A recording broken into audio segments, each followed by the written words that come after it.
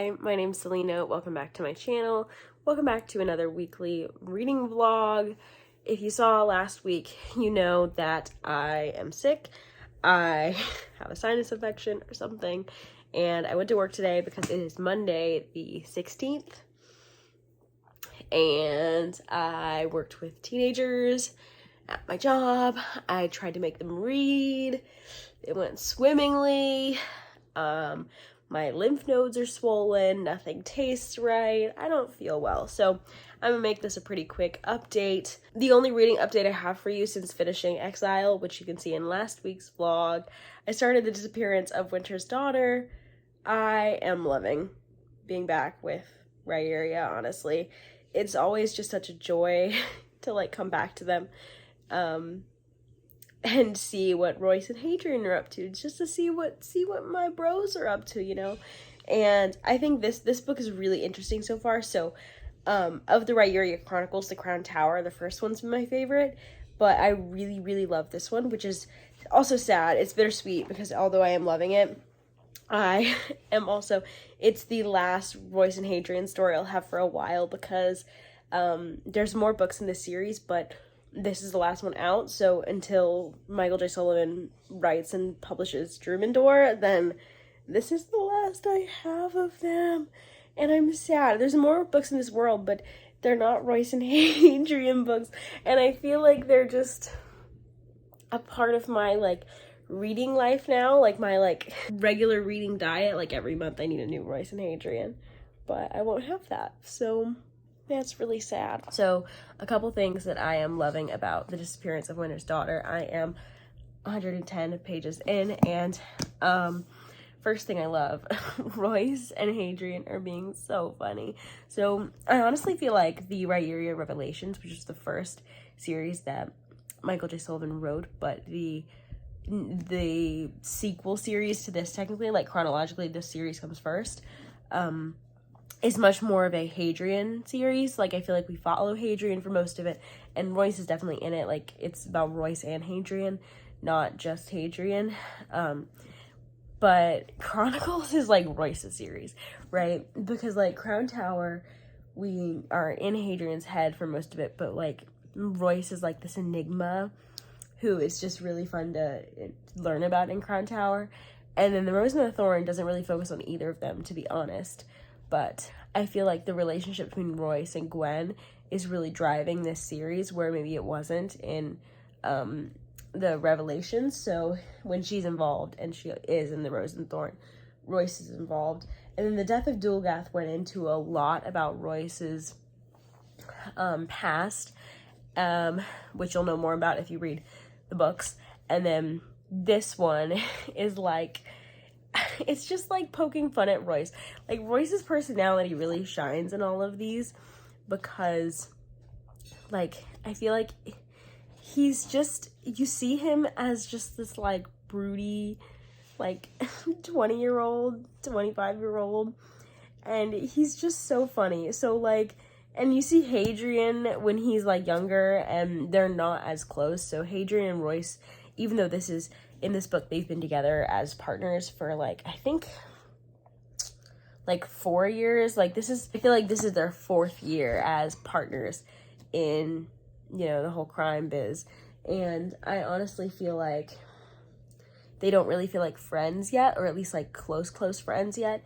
I've seen that criticism for Revelations, and I get it, and I think it's more because of Michael J. Sullivan not being as adept in the craft of writing in that one. Whereas with these, it feels more intentional that they're not, like, super close yet, but you do see them sort of open up to each other, and you see Royce and Hadrian's funny dynamic. So Hadrian at one point is really concerned that Royce is mad at him, and so he, like, is talking to the horse. Like, Hadrian notices that Royce is, like, really quiet, and so he is like, is he mad at me, to the horse? And he's just, like, wondering, he's, like, panicking about it, and Royce is like, I'm not mad at you, like, later. And he's like, you heard that? Anyways, they're just really cute. And then Royce is being oblivious and being stupid, and thing is like, does Gwen like me? When it's, like, obvious to everyone but him that, like, yes, she does. it's just really cute. It's just really funny to see Royce like this. And I honestly feel like in this book, we've seen Royce brought a little bit to his knees a little bit with him being worried about the Gwen thing. And also there's another character that they're staying with when they get to where they need to go for the plot. And she is like this Spitfire old woman who like scares Royce. Like she's so insufferable to him. And she, like, gets on him all the time. And it's just so funny that Royce is, like, this, like, brooding, dark, like, mercenary. And this old lady scares him. So, yeah, this is really good so far. The plot is also better than the last couple, I feel like. So, there's more intrigue. And I feel like I haven't felt that with this series since The Crown Tower for the Chronicles. What's going on here is that it's called The Disappearance of Winter's Daughter for a reason. There's this nobleman's daughter who was married to a duke, and so she became like the Duchess of this land, but then she is disappeared. So people assume she's dead, the father assumes she's dead, and the father basically hires Royce and Hadrian to go find her, and if they cannot find her and retrieve her, to basically bring hell down on that city.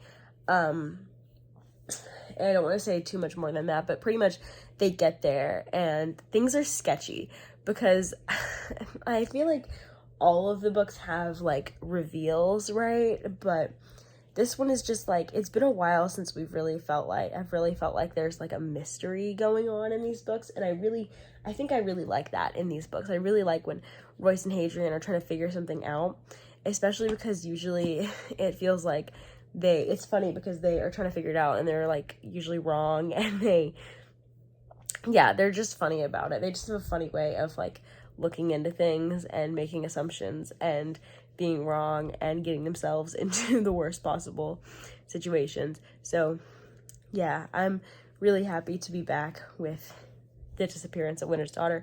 Happy, can't even see it. Happy the covers got a lot better for this series once Michael J. Sullivan switched to self-publishing them.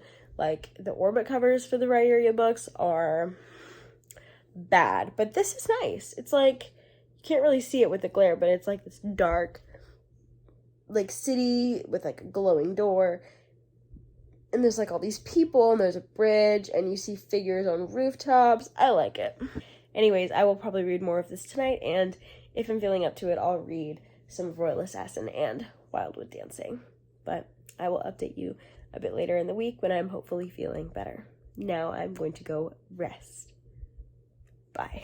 Hello, I'm sitting in a car. I am waiting for my mother to come out of the store. I just left work. And I had such a good day today. It was just such a great day. One of my classes was a great day. So the rest of my classes are great too, but we don't really, so since the end of the year, I haven't really been doing too much with them, like too many new content, but I actually got to teach new content with my, 4B class, so my 4th block class. And it was really good. It was really good. I loved it. They were so awesome. Yeah, it was just a really good class. It was just a really good class. We're reading The Hate You Give, and my kids are really, like, they were really just down to talk about a lot of the stuff in it. So the way I kind of approached class today was like themes and issues first, content second, and that just really worked with us. We talked about Black language. We talked about a bunch of stuff. It was a great class. Great class. Lots of great discussions. Lots of great bonding time with me and the kids. It was awesome. And I have had a busy week this week because I've been grading and just getting, like, people have been trying to turn things into me. It's the last month, so I haven't been giving many new stuff, but I have been, doing some new stuff, as well as trying to contour the kids to get them to the place they need to be at by the end of the year. And it's just a lot. But basically right now I have not had very much time to read. New angle, new me. I wanted to rest my arm up there because it's hurting. Anyway, so what I have had time to read is my audiobook a little bit. I've read The Disappearance of Winter's Daughter.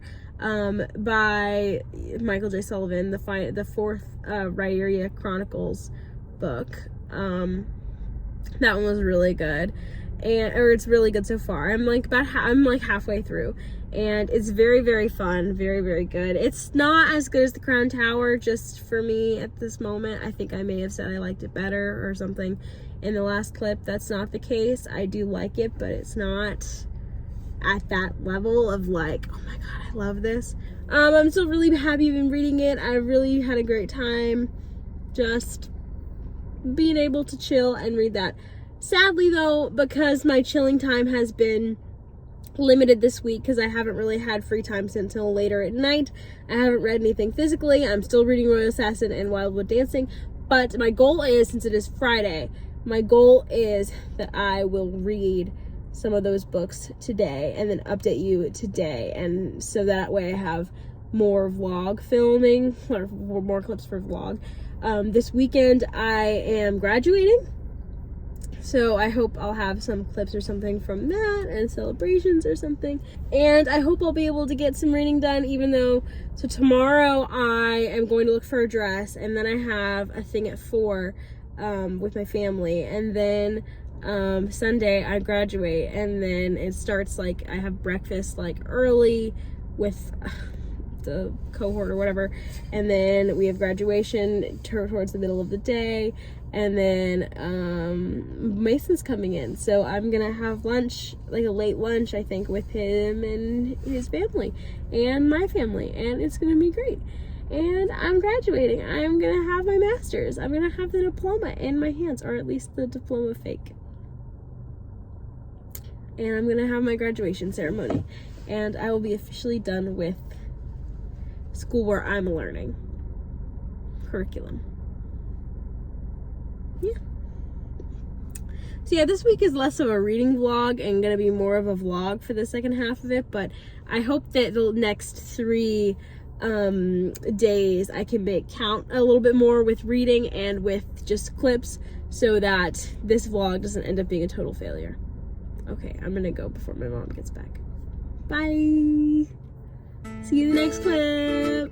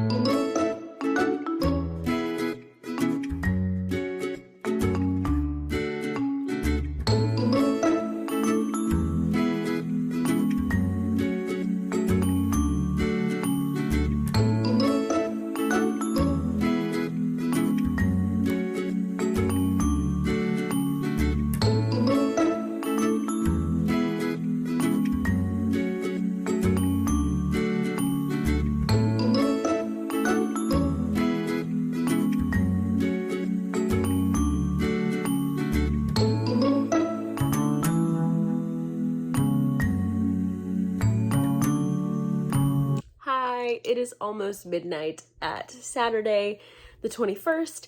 The B-roll footage you just watched was earlier today.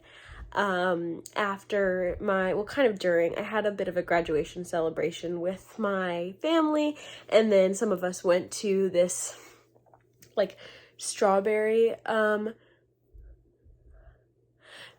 picking place. I just got word that my best friend's coming to my graduation. I'm so excited. Hi. her if you're watching this. It's just so amazing that she's coming because I told her really late because she asked me for details and I was doing things so I couldn't give them, and then I was I gave them today, like the day before, and I'm so excited. I'm literally like crying. Oh my god, I love her so much. Anyways, I'm so excited. Really, the thing about graduation, guys, is for me, so I'm a first generation college student, and, you know, I did the whole, like, undergrad graduation thing. Like, it was great. It was fine. I had a ton of fun with my friends and Mason. We just had a ton of fun just, like, going through the graduation together, like, doing the like traditions for our college and stuff, and it was nice. But because COVID was so big, we each only got to bring 2 people. So my parents came, and my little sister, who you saw in the clips, couldn't come. My aunt couldn't come. My grandmas couldn't come. Like, people who were really, really important to my life, like, could not come. And that's the same for everyone who graduated that year. And I'm really lucky because I did this master's program, so I kind of get a bit of a do-over. At the same time, I'm not doing all of the things. Like there's a couple other there's like one big like ceremony thing that I'm not doing. And honestly, I prefer the way they did it last year when it was COVID and they didn't want everyone like sitting down there. And the reason I'm not doing it is mostly because, one, I already did it with my best friends last year. And then, I don't know people in my cohort in my program that well. Like, I'm friends with a lot of them, but I'm not like besties with them. And I don't know if I want to do that with people who are not my besties. And then also it's going to be like 100 degrees, almost literally. And the big thing is outside. So I cannot do it. Luckily, the big graduation, the one that I'm going to, is inside. The ceremony for my specific department is inside, and I'm really excited. I've also figured I would sit this way so you could see my bookshelf for once. And I think I'm gonna stay at this angle because my arm is hurting as usual in these things. So pretty much, tomorrow you're gonna see some B-roll footage. I'm going to end this vlog with sort of the prep for graduation stuff. You'll see some footage from the breakfast, hopefully. You'll see me getting all dressed, and you'll see maybe a bit of the graduation, but I'm going to like straddle the graduation stuff between 2 vlogs because I really want Mason to do an update, but I want him to start off the next vlog. So me graduating will also start off the next vlog, and you'll get to hear from my best friend. You'll get to hear from Mason, you'll get to see a bunch of cool B-roll of our dinner, and it's just gonna be really good. So I'm excited. And honestly, I was gonna say this and I got off track because, as usual, but really, like, graduations, I'm a first generation student. Because my last graduation, my like undergrad graduation, was the way that it was, this graduation is really for my parents and for my grandparents and for my family. Like, if it were up to me, I wouldn't necessarily go to graduation, although I always say that, but then I end up having really fun. But like, honestly, the ceremony is like my least favorite part of graduation. Like, what I have loved this time was the dinner I got to have with my family tonight, and going to that awesome orchard and like plant store and ice cream shop, all just like on a whim because it was my graduation, and getting to see my sister, who I don't see very often because she's at college at her own, and to see her so like chill and relaxed and not working or not like stressed or school or whatever, or friendships or whatever. It was just really nice. So I had a really nice time today, and I'm hopefully gonna have a really nice time tomorrow. I love spending time with the people who mean a lot to me. So I'm very happy about that. But because I was spending so much time with people who meant a lot to me, I have not read much today at all.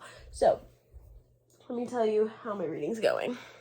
So as I mentioned Friday, the only thing that I've really managed to read this week, like large chunks of, is Disappearance of Winter's Daughter. So where am I now? I am 283 pages into it, and honestly, I'm liking it, not as much as I was in the very beginning.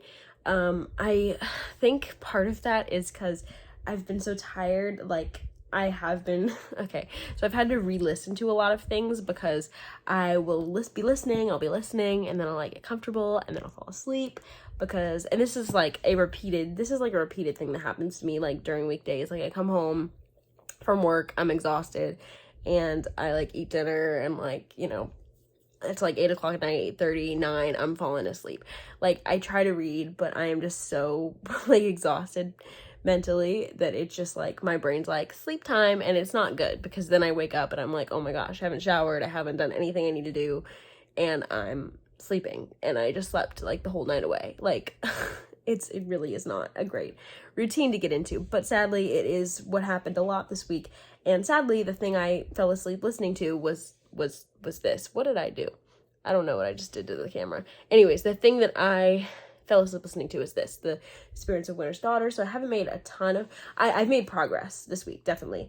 But I haven't made as much progress as I could have if I had been actually listening to all of the hours that I was falling asleep and that I had to rewind. So part of it is like that whole process has dampened my enjoyment a little bit. And then also I do think that the way that the plot is going is a little bit wild.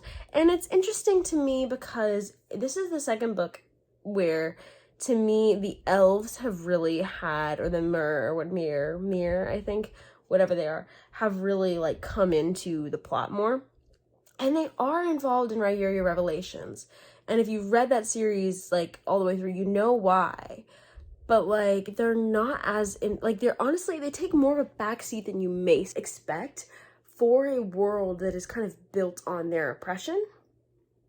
Because that is a thing in the Marillier-verse world. So Elon, there are these different creatures. There's like elves, dwarves, and pretty much all of them are second-class citizens, but no one is hated as much as the elves. Or the half-elves, really. There's not really any full elves in the series that we see. But we see some Mir, whatever they are. And so there are several in The Disappearance of Winter's Daughter. There was some in The Death of Dulgath, and the discussion of Mir and elves and their oppression and the hatred that many feel for them and what they have to deal with comes up a lot has come up a lot in these two books, and has played really large roles in the plot. Never as much as this, though. So it comes up it came up in Revelations a lot, but and it definitely was a big thing, but it almost was a big thing because of what it did for the past and the history and the present and the world. It wasn't a big thing in, like, on a human level, right? Like, we don't know many elves, we don't see many elves, like, facing oppression, we don't see many elves who are doing anything about it. Like, the oppression is just sort of there, and the main arc of the book in the Revelations is not trying to stop that oppression of elves. And so Winter's Daughter is the only time when we ever see, like, people actually trying to stop this oppression and make a better world. And I think that's because of the perspective somewhat. Like, Royce and Hadrian, like, what they're trying to do is not that in Revelations, and it's not that to an extent in Chronicles. But Chronicles, I think, gives Michael J. Sullivan a bit more leniency in what he wants to explore and what he wants to do, because Revelations was just like a plot that he had to follow through every single book, and he had a lot of moving parts that he wanted to cover. He couldn't spend as much time on a lot of things, and the oppression of the elves being one of them. But I feel like Chronicles is where he is kind of like bringing out all of his tools in the sandbox, right? I think Legends, I'm sure, will have a bit of this too. But Chronicles very much feels like Royce and Hadrian one-offs, kind of like each book. I mean, each book takes place in a different year. There's no coherent stories. They're kind of like they're almost like job of the week books, but it's more like job of the year because we see one a year, even though it doesn't take a year to do the same job. Yeah, we basically see a week or so, or a few days of Royce and Hadrian's life every single year in this book. And so it takes them to many different places, it makes them do very different things, it's not coherent. And so the issues we look into are very like different. I've kind of noticed that Marillier Revelation, similarly to the oppression of elves, talks about the oppression of women and the state of women a little bit, like a tiny bit, but we hear a lot more about it in the Crown Tower, especially. Not the Crown Tower. Yes, the Crown Tower. Yes, the Crown Tower especially, and then also the Rose and the Thorn. So the position of sex workers. There are sex workers in Revelations, and they're important. There's one in particular who's super important, but she's not, like, her position is not explored, or her reality is not explored that much as a sex worker in the world, whereas, because Revelations doesn't have time to do that, right? But Chronicles does, and so he does that in the first 2 books a lot. And then now, the next 2 books, he's exploring the position of the elves. And then Drumendor, I don't know too much about it, but I have a feeling that's going to follow more on the dwarves. And so I honestly feel like Chronicles are Michael J. Sullivan's sandbox to play in with the stuff that he couldn't put into Revelations, and I kind of like that. It's just something I noticed and wanted to talk about here. Anyways, I'm enjoying this. This will probably be a 4-star. I'm not like dying to pick it up like I was with Exile or even Akarne at times, so it'll probably just be a 4-star. That's kind of the difference between like 4-star and higher to me. But the next book I'm about to talk about is an exception to that rule. Although I guess I am dying to pick this up a lot. I just don't know a lot. So I did read a little bit of Wildwood Dancing by Juliet Marillier, and I still really love this. Like, I really love this. So there's only one thing I don't love, but I'll get to that in a second. So 153 is where I'm at. I'm almost halfway, and that is a big improvement from where I was, honestly. But Wildwood Dancing, I don't know if I haven't talked about it in this vlog, what it is. It is a very atmospheric, I think it's supposed to be YA, but it's an older YA, so I honestly think it's more all ages. It's very atmospheric, folkloric, fairy tale-esque sort of book. It's a retelling of 12 Dancing Princesses, where there's like 5 princess sisters, I believe, who live in like Romania, I believe. Yeah, rural Transylvania. And I don't know the exact time period, but basically we follow Jenna, who's like, I think the second oldest of the sisters, as Cheater sisters, since they were very young, like monthly, every full moon, have gone to the Dancing Grove. They cross over into the Fae realm and dance there with Fae, and they, for that night, enjoy the Fae world, and then they come back to their world. But this book is very much about when those worlds start to mix and collide in ways they shouldn't. So one way is, you can kind of see on the cover over here. I love how many things are in this cover. Like, every time I look at it, like, the more I notice more things. Like, there's like a wolf over here that I did not notice. I love this cover. Anyways, but yeah, you can see over here with the sister, the oldest sister, Tati, actually starts having this dynamic, this relationship with one of the night people who is visiting the Fae court. And Jenna's like, that's very dangerous. Like, we should not at all be associating with these people, like, or these creatures. Like, the Fae realm is good for us to visit, but it's not our home. Like, she's very much Jenna's very sensible and is trying to drill these things into Tati's head, and Tati's more of a romantic, and is kind of like slacking on her sisterly duties right now. And then, but Jenna has this like constant companion of this frog who is also on the cover. You can see him on her shoulder, Gogu. And Gogu, I love him. Especially the first half of the book, I loved him. And now things about their relationship are kind of getting weird, and I'm like, are we doing what I think we're doing? And I don't know. And I'm like not okay with that, but I don't know. Anyways, I'm being vague, so I don't spoil anything. But yeah, basically Jenna is our main character, and she's basically like fighting to keep her sisters like safe when her father is not in the house, and they're just like a house full of women. Her father is sick and he is out, so he is not able to help them at the moment. And like, between mundane things, like just keeping their money like in a good spot with finances, and between that and then between the sister getting involved with the night people and the Fae Court not being as safe as it used to be with them there, possibly, and then possibly this cousin of theirs doesn't want to give up old grudges against the Fae of the woods, like, and who's trying to take things out on them, but then also like the Fae are gonna retaliate. Like there's a lot of things that Jenna is trying to balance, and she is trying to stop from happening, and I really like her. I think she's a good main character, and I really love the atmosphere of this. 12 Dancing Princesses is one of my favorite fairy tales, and I love retellings of it, so I really, really enjoyed House of Salt and Sorrows, mostly because it just was a retelling of this myth. Like, I don't know that House of Salt and Sorrows definitely isn't as good as this, but House of Salt and Sorrows, I don't know that there was much else that would have, like, appealed to me, other than what was supposed to be, like, creepy atmosphere. Didn't think it was that creepy or that atmospheric at all, and the myth, and the fairy tale is retelling. Whereas this one actually does feel atmospheric. It doesn't feel creepy.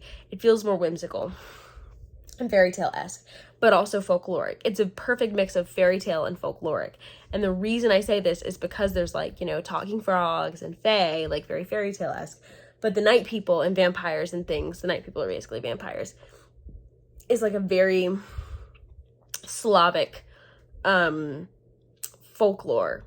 piece of folklore, right? Like, his fairy tales, like, vampires aren't like a fairy tale creature, right? Like, this is folklore that people believed in and people feared. And I think I love when vampires are used, especially like the original, like, Slavic vampires, because I took a class on it, and so I love the way they are coming up in this book. I love the way the fairy tale is being retold. I love the Fae Court. I love the atmosphere. I love our characters.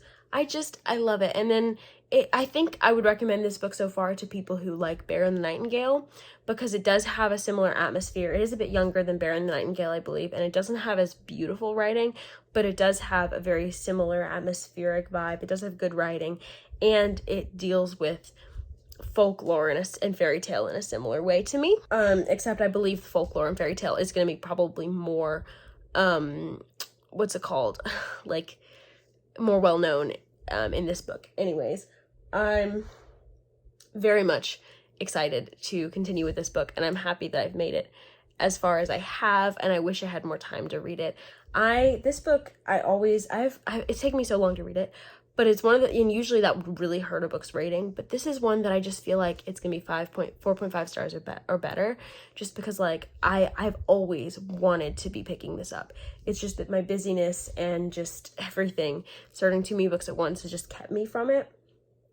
But now I'm back into it, and I hope to finish it super, super soon. Royal Assassin, I did read a bit of today, so I am on page 260, right there, the smaller side. And not much has happened again, but I still love it. I still love Robin Hobb's writing style. I still love Robin Hobb's, like, plotting and character work and everything. And I just love Royal Assassin. But again, there's not much to update you on because I haven't read too much, but I am excited to be back into this and getting into it, just getting into it. And I think we're about to start a new leg of the plot. And I'm excited to see where it takes me. Before the weekend ends, I wanted to start something else, but I don't know if I will. I really feel like I need to finish Wildwood Dancing first, and I don't know when that will be. Sea of Tranquility by Emily St. John Mandel. This will be my next, like, physical book that's not a high fantasy that I'll read. So once I finish Wildwood Dancing, I will pick this up. And then after Disappearance of Winter's Daughter, I'm going to pick up White Trash Warlock, because that is on Audible Plus, and I wanted to read it this month anyway. And then after Royal Assassin, I'm going to start The Last Argument of Kings, but I anticipate that being next week. Like, definitely next week, but, like, second half of next week, if I'm lucky. Okay, I'm going to go edit this clip, so that way tomorrow all I need to do is add some B-roll, and I can have it posted and ready for you on Monday. So this will be the last you hear from me, like hear me speaking in this vlog, but you'll see me, and I will see you next week. Bye.